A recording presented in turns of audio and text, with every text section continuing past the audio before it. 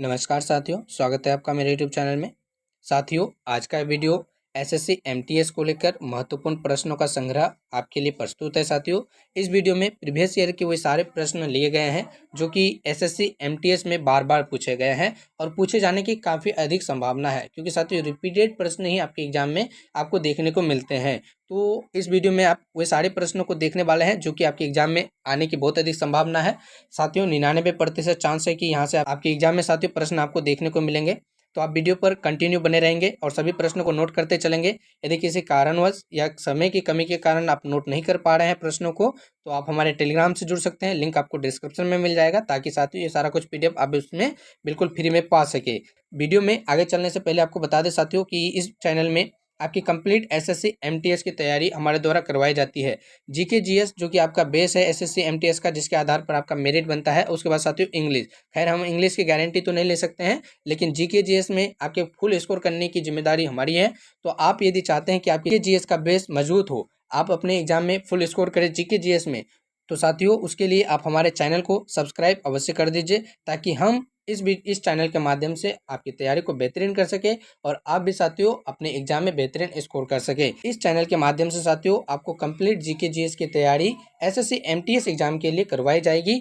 आप साथियों बेफिक्र होकर चैनल पे बने रहिएगा, कंटिन्यू वीडियो पर बने रहिएगा और जो भी हमारे द्वारा पीडीएफ उपलब्ध करवाए जाते हैं टेलीग्राम चैनल में, उस पर साथियों आप रिवीजन कर सकेंगे और वीडियो में आके आप समझ के अच्छे से इसे याद कर सकेंगे। तो बिना समय गवाए चलेंगे प्रश्नों की ओर। पहला नंबर प्रश्न में आपसे पूछा गया साथियों, टमाटर के रस में, टमाटर सॉस में पाया जाता है, क्या पाया जाता है, कौन सा अम्ल पाया जाता है? तो आपको याद रखना है साथियों, एसिटिक अम्ल पाया जाता है। टमाटर सॉस में कौन सा अम्ल पाया जाता है? एसिटिक अम्ल पाया जाता है। उसके बाद चलेंगे अगले नंबर में।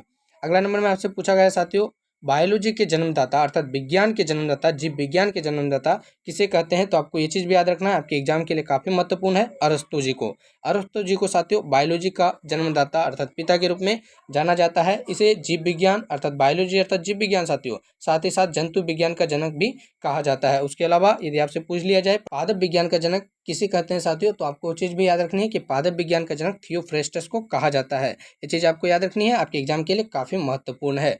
उसके बाद चलेंगे अगले नंबर प्रश्न की ओर। अगला नंबर प्रश्न में आपसे पूछा गया है, किस पौधे का फल भूमि के अंदर होता है?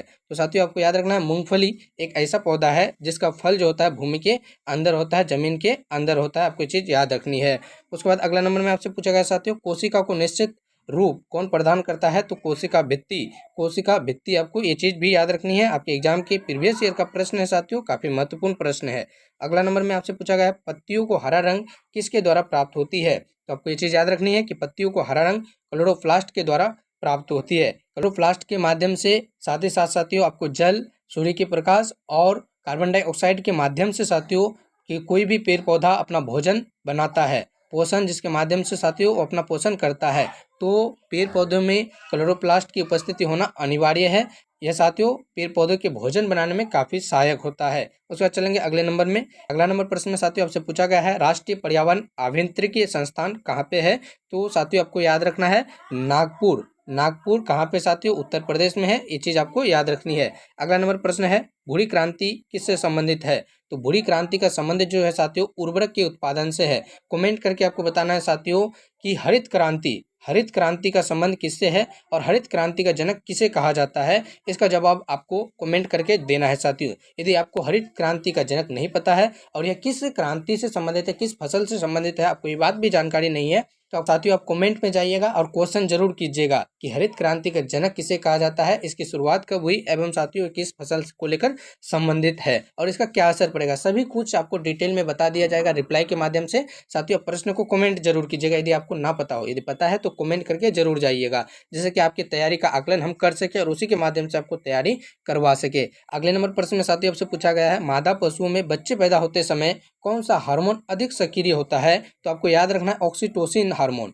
ऑक्सीटोसिन हार्मोन साथियों बच्चे के पैदा होते समय अधिक सक्रिय हो जाता है, एक्टिव हो जाता है। आपको ये चीज़ याद रखनी है। उसके बाद चलेंगे अगले नंबर प्रश्न की ओर। अगले नंबर प्रश्न में साथियों आपसे पूछा गया है, भारत का कौन सा राज्य एशिया की अंडे की टोकरी कहलाती है।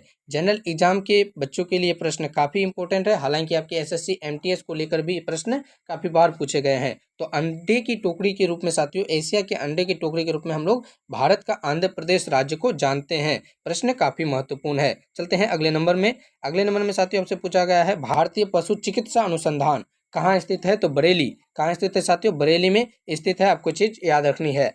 आज का अंतिम नंबर प्रश्न है, आपसे पूछा गया है, लाल क्रांति का संबंध किस फसल से है, किससे संबंधित है यह। तो साथियों मांस के उत्पादन से यह संबंधित है। आपको ये चीज याद रखनी है। आपके एसएससी के प्रीवियस ईयर का प्रश्न आपके सक्षम प्रस्तुत है, काफी महत्वपूर्ण है। और साथियों आपको बता दें, इसी प्रकार अपने तैयारी को बेहतरीन करने के लिए, सारा कुछ पीडीएफ बिल्कुल फ्री में पाने के लिए आप हमारे टेलीग्राम चैनल से जुड़ जाइए। वीडियो यदि आपको पसंद आई हो तो इसे लाइक जरूर कर दीजिएगा। अपने दोस्तों तक जो भी जनरल एग्जाम की तैयारी में लगे हैं, एसएससी एमटीएस की तैयारी में लगे हैं, उन तक वीडियो को जरूर शेयर कीजिएगा। और साथियों आप चैनल को अभी तक सब्सक्राइब नहीं किए हैं, चैनल पे पहली बार विजिट कर रहे हैं, तो चैनल को सब्सक्राइब अवश्य कर दीजिए ताकि आपकी तैयारी को हम बेहतरीन कर सके। तो साथियों मिलेंगे किसी अगले वीडियो में, तब तक के लिए आपका बहुत बहुत धन्यवाद।